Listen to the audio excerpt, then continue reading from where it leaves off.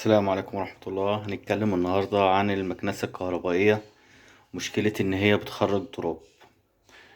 طبعا احنا لما بنيجي نشغل المكنسة بتخرج اتربة من الفتحات دي، تمام، او على حسب نوع المكنسة الفتحة بتاعتها بتخرج اتربة. فده بيكون ايه السبب دوت هنعرفه.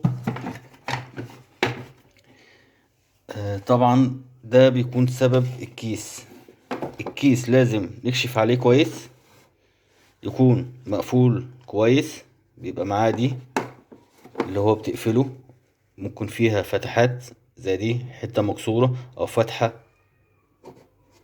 مفتوحة منها. فلازم نتأكد يا جماعة من الكيس ده مقفول كويس، مش مقطوع، مفيش مسمار مثلا قطعه ولا اي حاجة، وان هو محطوط في مكانه المظبوط.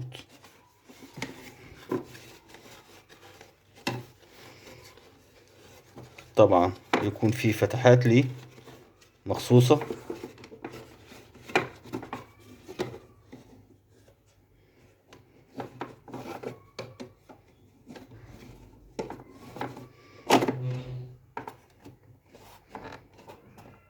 يكون محطوط مظبوط، فهو دوت السبب ان الكيس بيكون مقطوع او فيه مسمار خرمه. فلازم نتأكد منه، لانه هو لو مش مقفول كويس او مقطوع او فيه اي حاجة بيدخل الاتربة لناحية الموتور، الناحية دي من خلال السفنجة دي بيدخلها جوه.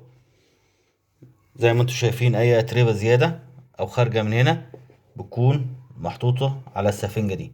طبعا السفنجة دي المفروض تكون ما يكونش عليها اتربة او اي حاجة، ده لما يكون الكيس سليم مغلق مفهوش اي مشكلة. فدي حاجة لازم نتأكد منها.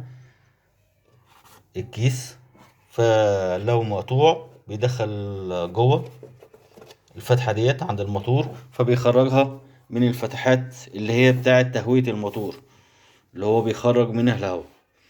فدي بتكون جامدة طبعا وبتبوظ المكان تاني. فلازم نعرف السبب اللي هو بيكون اكيد الكيس، لازم نتأكد منه. وطبعا المشكلة دي هتتحل على طول. شكرا.